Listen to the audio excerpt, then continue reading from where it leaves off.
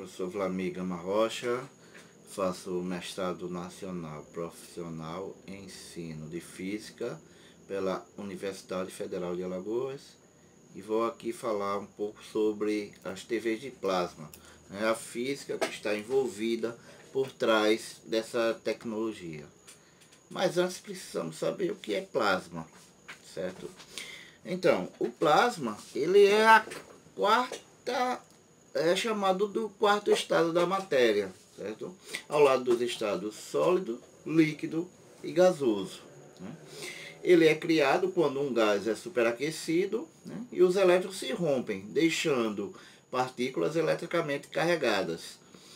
Conforme a temperatura aumenta, o movimento dos átomos do gás torna-se cada vez mais energético e frequente, provocando choques cada vez mais fortes entre eles. Como resultado desse choque, os elétrons começam a se separar. No seu conjunto, o plasma é neutro, já que contém uma quantidade igual de partículas carregadas positivas e negativamente. A interação dessas cargas dá ao plasma uma variedade de propriedades diferentes da dos gases. O plasma ideal, com as partículas atômicas completamente divididas, corresponde a uma temperatura de várias dezenas de milhões de graus. Em todos os lugares onde a matéria está extraordinariamente quente, ela encontra-se no estado plasmático, né? Porém, o estado plasmático de uma substância gasosa pode surgir a temperaturas relativamente baixas, de acordo com a composição do gás. Por exemplo, a chama de uma vela, a iluminescência de uma lâmpada fluorescente, a aurora boreal são alguns exemplos, né? O plasma ele aparece naturalmente no espaço e em atmosferas do Sol e outras estrelas. O plasma também está presente, é um dos principais elementos de uma luz fluorescente, né? Então, a gente tem uma luz fluorescente em casa, mas aquela luminosidade ali se dá através do plasma, né? Há uma diferença de potencial ali, então os elétrons transitam, aquela corrente elétrica provoca as colisões de elétrons que geram a luminosidade, né? Porém, essa luminosidade ela se dá ele emite uma luz ultravioleta, né? Aquele revestimento branco que é um fósforo, certo? É quem dá a tonalidade, a luminosidade que a luz emite, certo? Então, como eu disse, né, os principais elementos de uma luz fluorescente são o plasma, um gás formado de partículas livres e fluidas, os íons, né, que são os átomos com cargas elétricas, e os elétrons, que são as partículas com carga negativa. Sob condições normais, um gás possui partículas com cargas elétricas equilibradas, isto é, os átomos do gás têm o mesmo número de elétrons e prótons. Os elétrons com carga negativa estão em perfeito equilíbrio com os prótons de cargas positivas. Assim, o átomo tem uma carga líquida igual a zero. Se introduzirmos muitos elétrons livres em um gás, estabelecendo uma tensão através dele, a situação muda rapidamente. Os elétrons livres vão colidir com os átomos, liberando outros elétrons, né? Com a falta de um elétron, o átomo perde seu equilíbrio e fica com carga positiva, transformando-se em um íon. Com uma corrente elétrica percorrendo o plasma, as partículas de carga negativa vão correr para a área carregada de carga positiva do plasma, obrigando as partículas positivas a correrem para a área carregada negativamente. Nessa corrida louca das partículas, né, que elas estão constantemente colidindo uma com as outras, né? Essas colisões estimulam os átomos de gás do plasma, fazendo com que liberem fótons de energia. Podemos ver na imagem, né, na representação gráfica, uma colisão com uma partícula em movimento excita o átomo. Certo? Isso faz com que o elétron passe para um nível mais alto de energia. Certo? O elétron, após ele saltar para esse nível mais alto de energia, ele vai retornar ao seu nível de energia inicial. Com isso, liberando a energia excedente na forma de um fóton de luz. Geralmente os principais gases que são usados nas TVs de plasma são o neônio e o xenônio. Esses são os principais gases que são usados na tecnologia de plasma. Certo, mas onde estão contidos esses gases na tela da TV? Os gases xenônio e neônio presentes na televisão de plasma, eles estão contidos em centenas de milhares de células minúsculas, que são chamadas de pixels, certo? Posicionadas entre duas placas de vidro. Esses pixels, por sua vez, eles se dividem em três subpixels, com cores diferentes. Eletrodos extensos também são colocados entre as placas de vidro, né, em ambos os lados das células, ou pixel, assim como queiram chamar. Né. Há eletrodos emissores, que ficam atrás das células, né, ao longo da placa traseira de vidro, e os eletrodos de exposição transparentes. Estes são envolvidos por uma camada isolante de material dielétrico e cobertos por uma camada protetora de óxido de magnésio, né? E são colocados sobre as células ao longo da placa de vidro dianteira. Mas por que uma capa protetora de óxido de magnésio? Porque o óxido de magnésio ele é valorizado como um material refratário, ou seja, ele é um sólido e que é fisicamente e quimicamente estável a altas temperaturas. Possui dois atributos úteis para este caso. Um que é a alta condutividade térmica, que é necessário para se criar o plasma, né, que é a alta temperatura, e a baixa condutividade elétrica. Podemos ver aqui os eletrodos, no caso esse que é o eletrodo emissor, né? Ele vai por baixo da célula, e temos aqui em cima o eletrodo de exposição, né? Disposto na parte superior da célula, certo? Vemos aqui a camada de óxido de magnésio, né? É um material refratário, né? Ou seja, ele é fisicamente e quimicamente estável a altas temperaturas, e possui como atributos a alta condutividade térmica e baixa condutividade elétrica, né? Mas a camada de isolante e a placa de vidro superior ou externa, a placa de vidro traseira, né? E também temos uma camada protetora que é justamente para o eletrodo emissor, certo? Aqui nós vemos o fósforo na tonalidade azul, certo? Então, esse eletrodo emissor é ele quem faz excitar os elétrons contidos no gás dentro desta célula. Temos aqui uma figura representando a tela de plasma, né? Onde nós temos aqui os conjuntos de pixel, aqui os subpixels, né? Cada célula dessa é composta por fósforo com uma tonalidade de cor diferente, no caso vermelho, verde e azul, né?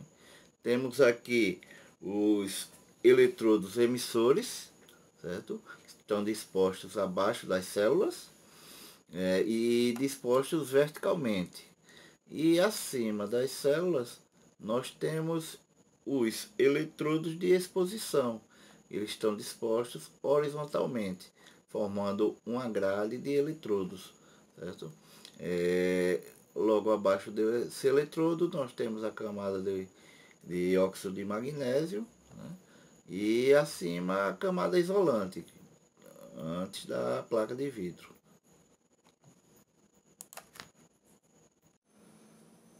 Dentre os gases nobres que são usados, né, nas tecnologias de plasma, né, onde que preenchem as células, aquelas microcélulas, certo? Então, nós temos o neônio, como vocês podem ver aqui acima, né, com os seus orbitais, certo?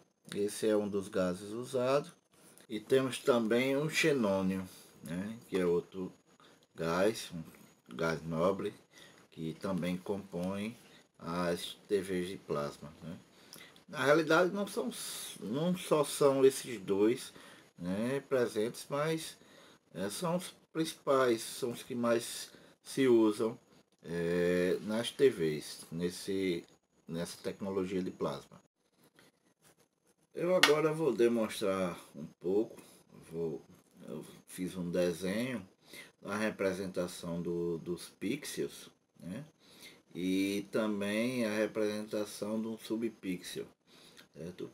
E os eletrodos emissores e de exposição. Então, como eles agem e atuam sobre os átomos contidos dos elementos dos gases contidos nas células. Então, nós temos aqui a representação, certo, de 3 subpixels que formam, no caso, um pixel, certo? Então, nós temos aqui os eletrodos emissores, que eles vão por baixo, né, por trás das células, dos pixels, e os eletrodos de exposição, que vai por cima do pixel, certo? Essa representação, né, de um pixel aí, ele é composto aqui por os gases neônio e xenônio. Então, vemos aqui a configuração eletrônica de cada um, né, com seus orbitais, certo? E eu vou passar e vou mostrar agora o funcionamento de apenas um subpixel desse. No caso, eu vou utilizar o vermelho e também vou utilizar como representação apenas o gás neônio para facilitar um pouco a explicação. Bem, agora eu estou aqui mostrando a representação de um subpixel, né?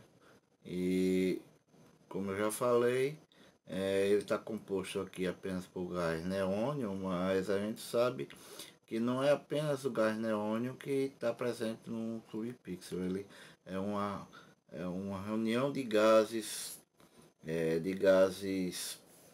nobres que é composto dentro dessa pequena célula, ou subpixel, certo? Nós temos os eletrodos de exposição e temos também os eletrodos emissores. São esses eletrodos emissores que dá uma tensão aqui que vai de 0 a 60 volts, certo? E quando esse gás recebe essa tensão, ocorre isso aqui. Ela separa os elétrons, tira os elétrons dos orbitais do gás, né? Tornando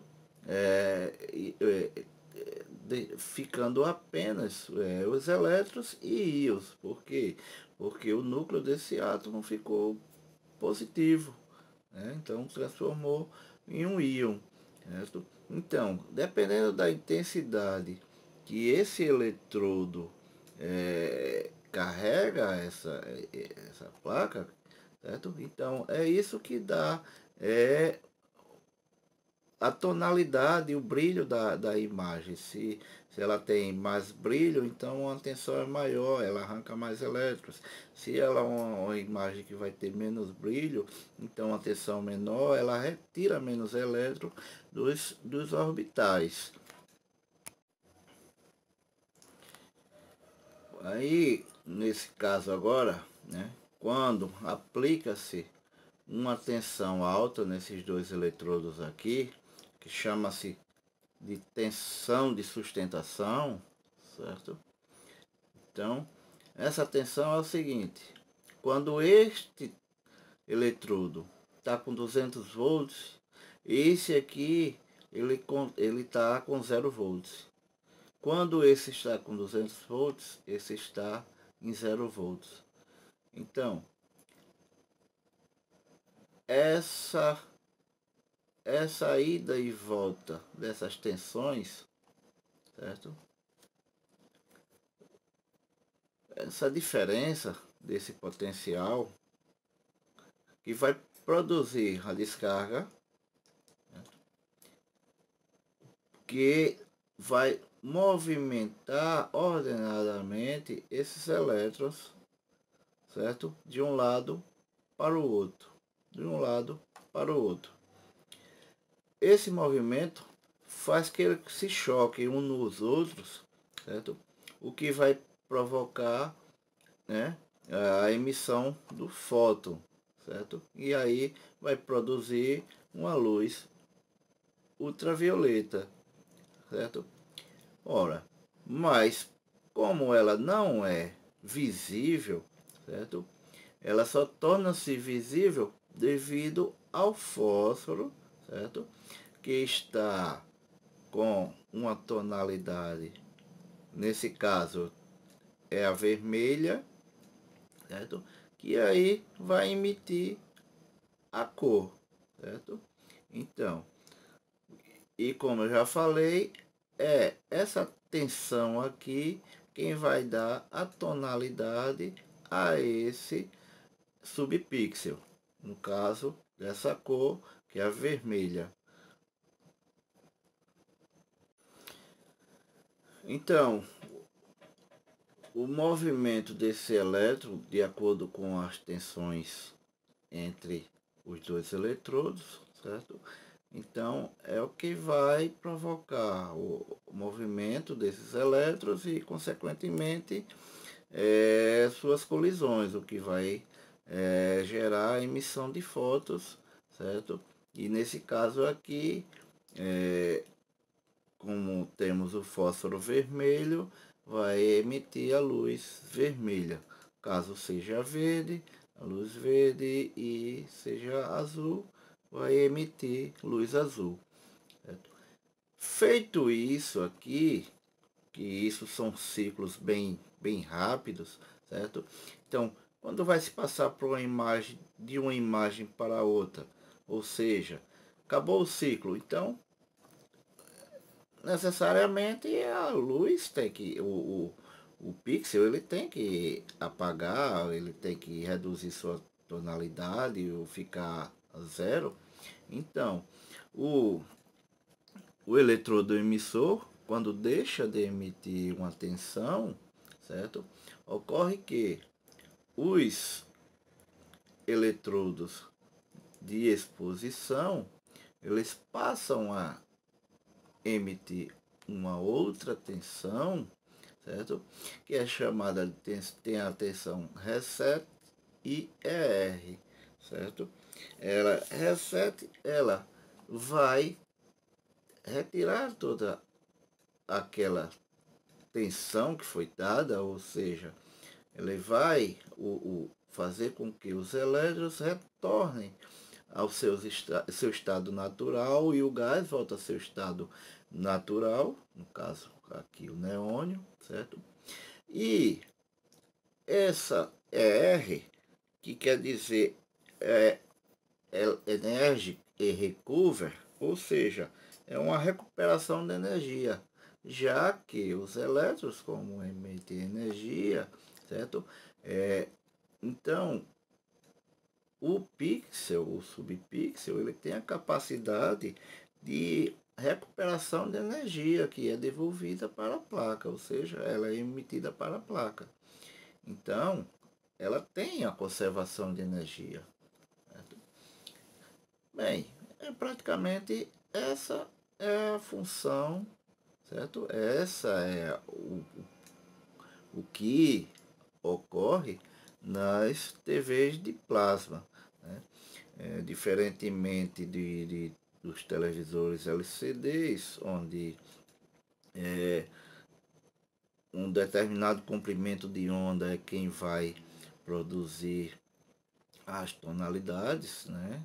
Nesse caso aqui não, nesse caso aqui nós temos que as tensões vai agir sobre o átomo do elemento químico presente ali, do gás presente no pixel, certo? E aí vai fazer com que esses elétrons saiam do seu orbital para um orbital mais alto, certo? E aí, ao retornar, ele vai emitir a luz, que nesse caso é uma luz ultravioleta, mas por conta do fósforo contido em cada célula, certo? Esse fósforo ele possui cada pixel, como são 3 células, cada célula tem um fósforo com uma tonalidade diferente, ou seja, vermelho, verde e azul, o que a gente chama de padrão RGB, certo? Dentre tudo que acabei de mostrar, né, uma das principais vantagens dessa tecnologia da tela de plasma é que se pode produzir em telas muito grandes usando materiais extremamente pequenos, né? Como cada pixel é iluminado individualmente, a imagem ela é muito brilhante, pode ser vista com nitidez em quase todos os ângulos, certo? Gostaria de agradecer e espero ver vocês num próximo vídeo mostrando a física em nosso cotidiano. Muito obrigado e até mais.